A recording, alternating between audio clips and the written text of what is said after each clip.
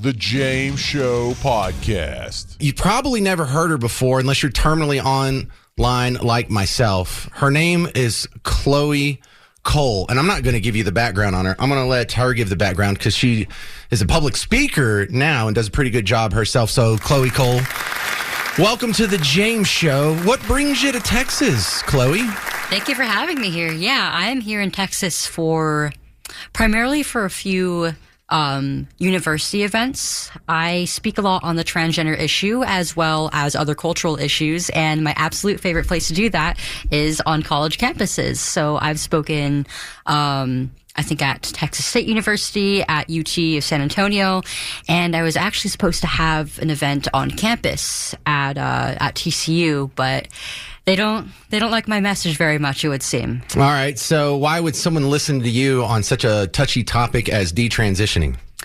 Because I'm actually somebody who has gone through the process of a gender transition medically, socially, living through that lifestyle in every way, and then coming back out of it after realizing the harm that was done to me.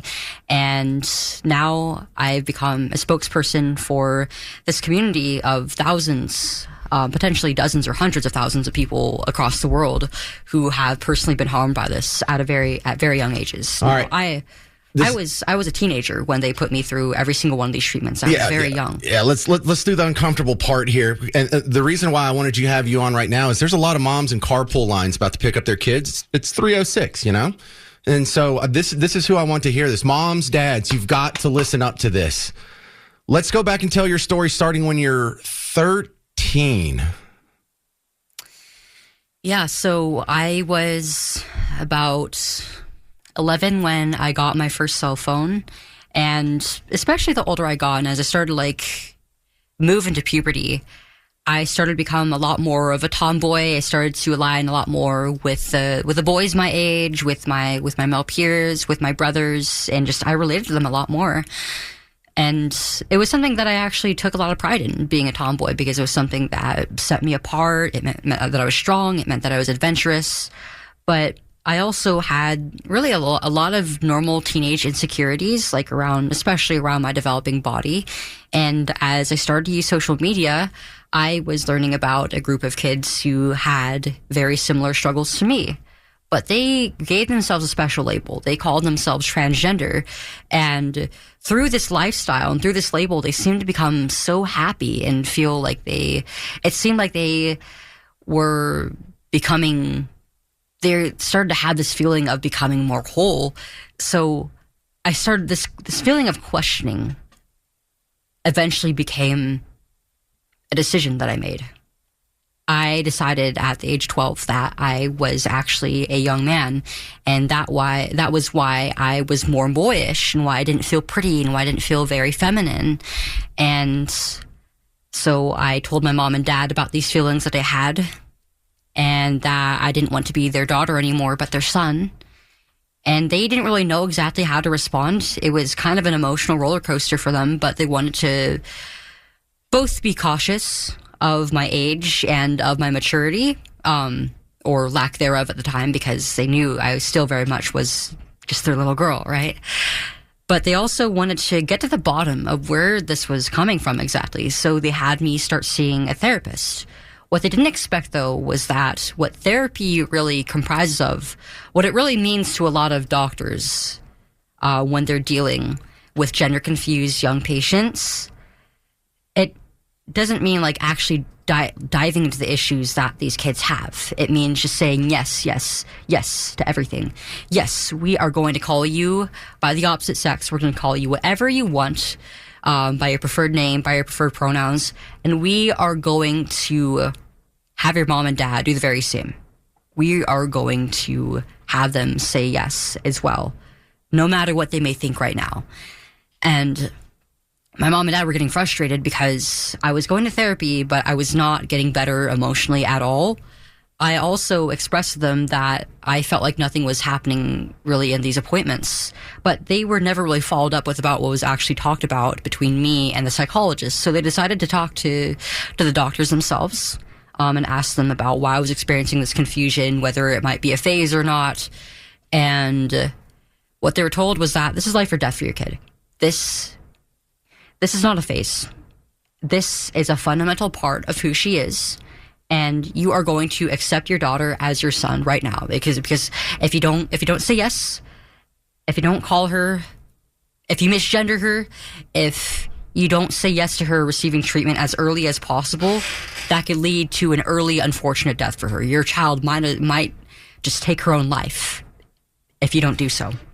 And that is a lie that doctors leverage over parents who often do not have any other resources, who do not have any outside knowledge or alternative resources. They are told that the life of their child is at stake. And they repeated this lie to my mom and dad several times over and over and over again, especially as the treatment path became more and more invasive. They really were scared for my life. When did the hormones start? The whole medical process started pretty quickly, actually, like within like the first, like I would say like roughly half a year of me ever seeing a therapist at all. So very, very expedited. And how old were you? I was 13. It was, I started the puberty blockers, which is like a chemical castration agent they use to stop the puberty of perfectly healthy children now. It was about halfway through my 8th grade year, and then a few months after that, I was put on weekly injections of testosterone, and at 15 years old, I underwent surgery. I had a radical double mastectomy to remove my breasts, and that ended up being a major turning point when I realized just how much damage this was causing to me. And I started reflecting a little bit on what it really means to be an adult, and the fact that I was not too far from 18 years of age, and I would have to start thinking not just about like what kind of college do I want to go to, what kind of career would I want to have, but what is it that I want in my personal life? And I realized I want to have kids one day. I want to get married. I really want to fulfill a very feminine role.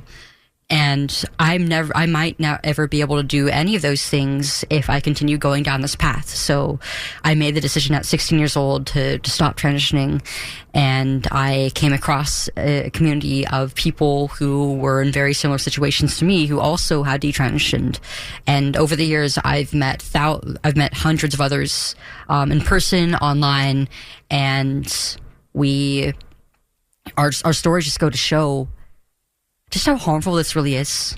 The fact that this is not for children, really. I frankly don't believe that this is any way to live for anybody, and for any doctor to do this to anyone is deeply, deeply abusive.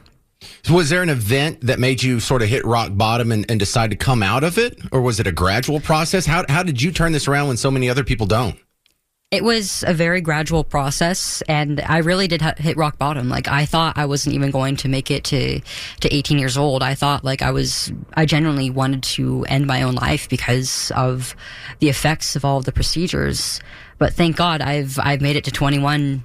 I had my birthday just a few months ago, and I've realized that in spite of everything I've lost, God still has a plan for me, and I still have so much to live for. And that's the message that I want to give to anybody who is going through this kind of confusion, no matter what stage they're at. It's never too late to go back and find new hope and find your identity in things that won't eventually bring you to an early death. And really, to anybody who is experiencing any form of loss or any form of grief. Chloe, your story breaks my heart. I have 2 daughters. One's 10, one's 13. And so they're kind of in that age where you got wrapped up in this. And that scares the hell out of me as a dad. But they're so beautiful. I just can't imagine anyone carving them up for, I don't know, what is this, a political thing? Is this an ideological thing? I mean, is this their own sort of religion? Like, absolutely. I would argue it's all three, yes. It's a powerful political tool.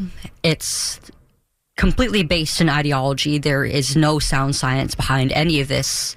But most of all, I think that it's an ongoing part of the spiritual battle that our country is going through, and it essentially is a religion of its own. How did your parents get talked into allowing this? They were told that it was going to be life or death for me, that the suicide rates in the transgender community are extremely high, particularly in children who don't get intervention as early as possible because they say, well, your body has to align with your internal sense of your gender and who you are, and that is what causes gender dysphoria, that it's like essentially like a physiological thing and like a condition that is like inborn and incurable. Well, it sounds like you don't have much blame for them. You don't think that maybe they should have done more research and found out that these doctors were lying to them? Or? At the time, there really was no additional information outside of the medical field. There wasn't a Chloe people Cole. People who were critical of transgenderism, especially in regards to children at the time, were very niche groups because so few people knew about the abuse that was actually happening. But my mom and dad, I don't blame them at all. I give them a lot of grace, especially for the way that they were emotionally manipulated by our doctors who knew better, who took an oath to do no harm, and gave me a treatment that did exactly that and tore apart my family in the process. We're talking with Chloe Cole. She's a detransition advocate. And so now you're using your experience to kind of fill in that gap that your parents didn't have, that you didn't have when you were going through this. And you go around doing public speaking, a lot of which is at college campuses. You're going to be in town on Tuesday? Now, you were going to speak at a TP USA event at TCU, but that didn't work out. Are we ready to tell that part of the story yet? Oh, yeah. All right. So what's the TCU back and forth? Because they've released a statement today about your situation, but I want you to get your side out first. Right. So in their statement, they said, well, we never had an event planned with them in the first place. We didn't cancel anything. And maybe technically that's true. But the thing about these colleges, having spoken at dozens of them over the years, that's the exact kind of tactic they use to bar speakers like me. They use all these technicality, they use all these rules to make it so that it's nearly impossible for Christians, for conservatives to hold events on campus. And that's exactly what they did here. They let us on for a few weeks, and we gave them several weeks' notice. They absolutely could have pulled an event together. Oh, I don't know about the leading on part. Fill me in on that. So they gave us the impression that we could have an event with the necessary resources and that we needed. At first we were expecting about 600 people in attendance, and now that there's so much attention being brought to this situation, it's a lot more. And they had multiple rooms that were available, that were open, that had that capacity or much more than that. And then eventually they said, well, you can't bring people from outside the school to this event. You can only have like a select number here. And then you can have this room that only has about 200, which is less than half than what we're expecting. And they just kept giving us these ridiculous rules that made it so that, well, we've decided to move the event off campus. And actually, there's a local Baptist church, Birchman Baptist Church, that has been very graceful in giving us their space and their church to host the event. And so we're still doing the event, and it's going to be on October 7th at 7 p.m. Can you name another detransition advocate? Not you, Chloe. I'm talking to the people listening right now. And, I've been looking for someone like you. The trans issue is super close to me. In my radio career, I co-hosted a show with a guy who was trans. He would just dress up at nights and on the weekends, and he lived as a man during the day. And it was a sex thing. We'll just leave it at that. But there was no transvestite. Kinda. He thought about getting the top surgery. He thought about getting implants, but he would never do the bottom because you lose function. And let's just leave it at that. So pretty smart choice not to. No kidding. Man. He's no longer with us, by the way. That's a different story. Maybe we'll talk about that later. I'm sorry to hear about that. Yeah, it's terrible, actually. I don't want to bog down the show with it, though. But I think you're super important because you turn on the TV today, and there's so many people on the other side of your story. We now have trans characters all over TV. We have it in Good Girls. We have it in Umbrella Academy, in Star Trek Discovery, in the OA, in Shameless, Orange is the New Black, Money Heist. You got Star Trek too? That's crazy. Well, it's one of the 18 Star Treks. Was Star Trek Discovery. I haven't watched one episode of it. It was in Inventing Anna, 911 Lone Star, Faking It, The Good Doctor. I can keep going here. But for all the representation that community gets, Can you name one detransition character in any TV show in all of TV history? Not one that exists. Not yet. Not yet. I'd like to change that. What a great answer here. So, man, I was just telling you on the break, like, how do you do this? Isn't it horrible to have to go to these speaking events all across the country and relive this horrible experience? Sometimes some days it's definitely harder than others, but for the most part, well, I end up having a lot of fun along the way. I've met a lot of people who I've had a lot of good times with, people who I am proud to stand by. And I mean, I'm on a mission. This is my calling, and I'm grateful that I have even the chance to fulfill it. And I've seen just the fruits of this movement that I'm blessed to be a part of come out so much over the years we've had 26 states passing protections for children against medical transgenderism, and even our sitting president right now has put forth executive orders, and the administration has been, and the federal government has been super involved in tackling this issue. And if it weren't for the normal, just everyday people coming out to tell their stories and talk about the things that they have seen in these clinics, then we wouldn't have gotten to this point. I think that, yes, there's a lot of tragic things that are happening in the world right now, but we still have so much to smile about. I guess, man, that must be faith-based, because the optimism it's not based on that story. That's a terrible story. So you were just talking about how TCU kind of rope-a-doped y'all for a few weeks, pretending to book your event, and then they finally told you about a week or so ago that they're not going to be able to do it. Go. Well, it's more so that they were giving us provisions that just were not going to work at all for our security needs, for our booking needs, especially with the amount of people who we were expecting to be there, which would include people from outside of the school, people in the local community who would want to attend the event. TCU put out a statement today saying on September 18th, TCU successfully hosted a TPUSA event to honor the life of Charlie Kirk, who had previously spoken on TCU's campus to students in the community. That's a CYA move. Separate from this event, an outside party not affiliated with TCU invited an external speaker, to appear on our campus October 7th. The student chapter of TPUSA, Turning Point, Charlie Kirk's outfit, then requested that TCU host the event, the October 7th event, for 7 to 1,000 people. The requested space was already booked with another student event. We explored options, notified the group September 25th. A secure space was not available given the short notice, but we offered to find another date or space for the event. TCU never canceled this event as it was never booked. So why not just say, all right, well, let's do it a different day. Just give us an event and call their bluff. Well, I wouldn't really be able to speak to that because I'm not the person who was organizing the event. That would be more so a question for the people working at the chapter and for the people working as staff at the school. But it really is a date that works best for me because I already have so much on my plate. I already have so many events at the school, I already have so many events for the semester that are lined up.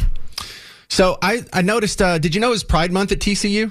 Did you see this yet? They have another Pride Month? Bro, this is getting passed all around. I guess June wasn't enough. Well, look, to be fair, TCU's campus is pretty vacant during June, so you can't just let it slip. I guess 1 month isn't enough. So this is what's being passed around on Twitter under your post here. Pride Month at TCU. They're doing it again in October. Let's go through some of the events that they're hosting. You want to hear some of this, Chloe? Sure. All right. I mean, I already know they're hosting one, I think, today, right? Yeah, today at 1 p.m. So it might still be happening right now. They're having Why Do We Celebrate Pride at the Intercultural Center, October 7th, the date of your event. At 2 p.m., you can go to the Intercultural Center for TCU Ally One-on-One. And then the week after that, they have Pride in Your Relationships Week, and then Pride Picnic, and then the LGBT TEA with Trans Trailblazers on October 17th. TCU Ally 102 on October 23rd. On October 30th, they have Out and On Mute, a silent disco for the LGBT community at the BLUU Ballroom. What's the point of a silent disco? That's actually kind of cool, where you have the wireless headphones and then you're all listening to the same music, but no one can hear it. Oh, I see. Yeah, that's interesting. But I can't go because I'm straight. So, yeah. Well, it's really interesting that they're having so many Pride-related events. Well, I didn't even get through the list. There's one more. On Halloween, they're having the Pride Month Cultural Cuisine at the Intercultural Center at 11:30 a.m. Bro, they're ditching Halloween for this. I mean, you'd think that's their holiday, right? Because like they like to dress up and play pretend. All right, don't get me in trouble here. So, am I allowed to say that? You're allowed to say whatever you want. I have an employment on the line here. So let's talk about the event that's happening on Tuesday. You're still having an event. It's just not going to be on TCU campus, and a local church reached out to host it. Yeah, it's the Birchman Baptist Church, and they've been awesome to work with. They and the other, there's a group hosting. I just got a new phone, so I can't check all the details on it, unfortunately. I really wanted to give a shout out to of course, not just the church and to the Turning Point chapter, but there also is another group, I think called the Forge Room, actually. And they all have just been working together tirelessly to put all this together and make everything work in spite of the circumstances.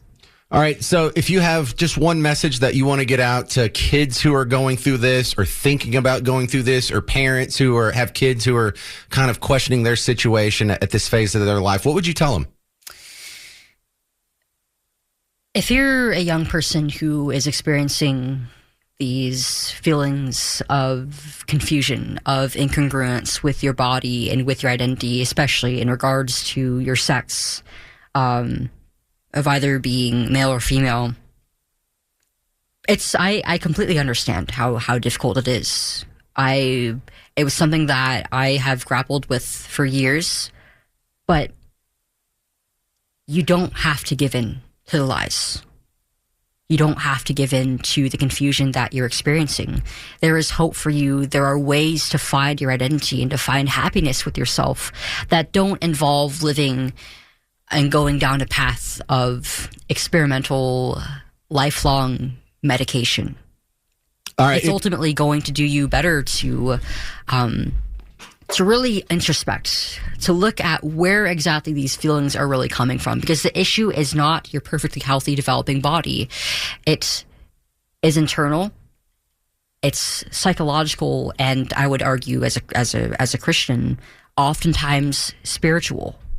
And it's going to be, while it might be a lot more difficult in the moment, you have to go the long way. You have to play the long game in order to truly become happy with yourself. And it does not come from your identity does not come from what you call yourself or what clothes you wear. It comes from the things that you do for your community, for your family, for the people around you, and to make the world a better place. Continuing for one more segment with our detransition advocate, Chloe Cole, who had a little headbutt with TCU, but the show will go on. Again, this happening Tuesday, October 7th, Birchman Baptist Church in West Fort Worth.